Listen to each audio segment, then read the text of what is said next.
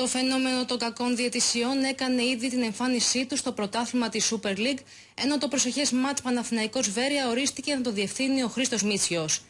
Ο κύριος Μίτσιος ήταν ο διαιτητής που τη σεζόν 11-12 διέκοψε τον αγώνα της 7ης αγωνιστικής Παναθηναϊκός Αργοτέλης και 7 λεπτά, με αφορμή ένα πανό που υπήρχε στην κερκίδα για τους βουλευτές, εξαγριώνοντας και άλλο τον κόσμο. Μάλιστα είχε γνωρίσει τη γενική κατακραυγή για την απόφασή του αυτή.